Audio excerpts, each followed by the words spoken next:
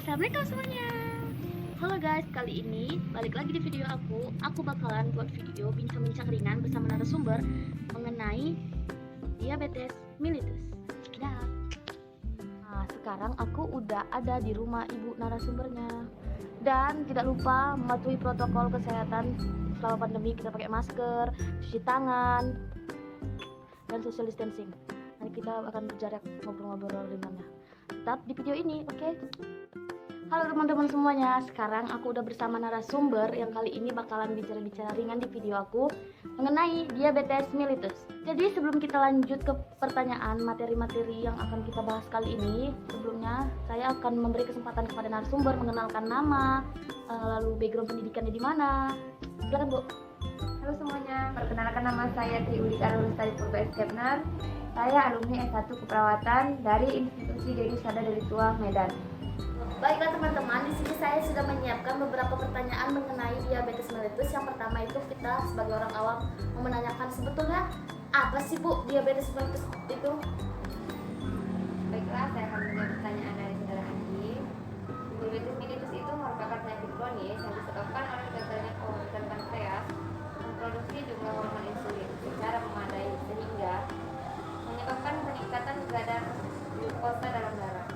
Diabetes mellitus merupakan salah satu penyakit tidak menular dan merupakan salah satu masalah kesehatan masyarakat yang sangat penting. Pertanyaan kedua, apakah dalam diabetes mellitus ini memiliki tipe Bu? Diabetes mellitus itu memiliki dua tipe.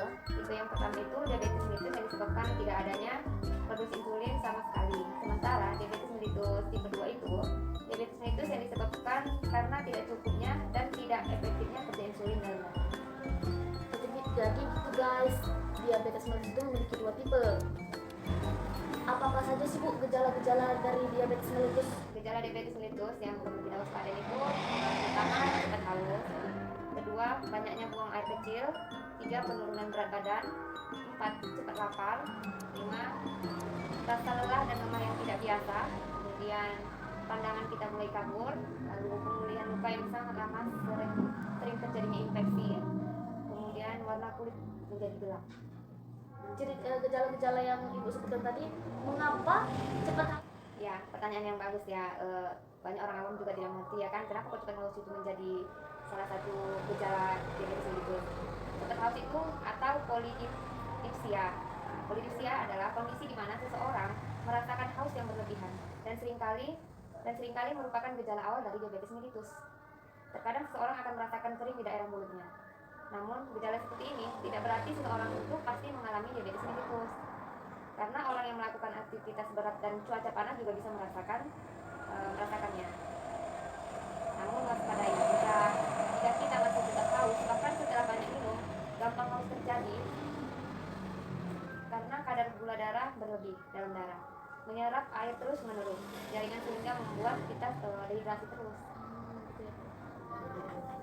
Pertanyaan selanjutnya itu Bu, apakah dalam diabetes mellitus ini mempunyai kategori orang yang akan terkena? Misalnya entah baik dia yang perempuan, laki-laki, umur, seperti itu Bu. Sebenarnya kalau diabetes mellitus itu tidak memiliki kriteria itu, siapa saja bisa terkena. Tetapi yang lebih dominan atau lebih berisiko itu biasanya lansia. Bagaimana sih Bu usaha preventif, promotif, kuratif dan rehabilitatif dalam penyakit diabetes mellitus ini? Ya, sebelumnya kita harus mengetahui dulu preventif itu apa. Ya, kesehatan preventif adalah suatu upaya melakukan berbagai tindakan untuk menghindari terjadinya berbagai masalah kesehatan yang mengancam diri kita sendiri maupun orang lain di masa yang akan datang. Nah, adapun beberapa hal penting yang perlu kita perhatikan itu seperti mengurangi makanan berlemak seperti daging berlemak, telur, keju, dan susu. Karena kita tahu kan susu itu tinggi lemak. Tetap memperbanyak makan sayur dan buah. Lalu yang kedua itu mengontrol kadar gula darah kita. Kemudian yang ketiga itu seperti olahraga. Lalu Bu, dari beberapa pencegahan yang Ibu jelaskan tadi, salah satunya ada dengan rutin olahraga. Olahraga apa aja sih Bu yang dianjurkan untuk orang yang sedang mencegah diabetes mellitus ataupun sedang mengidap diabetes mellitus tersebut? Iya, kalau olahraga itu bisa seperti bersepeda, yoga, kalau dia yang memungkinkan kondisinya. Tapi jika dia tidak memungkinkan kondisinya, ya dia bisa berjalan-jalan santai di sekitaran rumah. Kemudian lanjut yang kedua itu ada usaha yang namanya usaha promotif.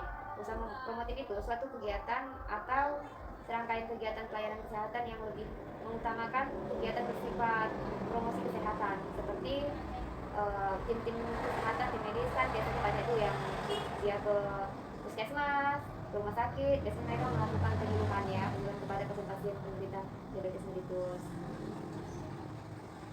Yang ketiga itu kuratif, di mana kuratif itu adalah penyembuhan. Nah, penyembuhan maksudnya penyembuhan secara kuratif ini upaya kesehatan yang dilakukan untuk mencegah penyakit agar penyakit tidak menjadi lebih parah. Adapun usaha pengobatan kuratif itu yaitu pengobatan secara teratur. Misalnya gini, si penderita itu harus minum obat teratur sesuai anjuran dokter dan jangan sampai terlewatkan dan tidak diperbolehkan untuk menaikkan atau mengurangi dosis yang dianjurkan oleh si dokter.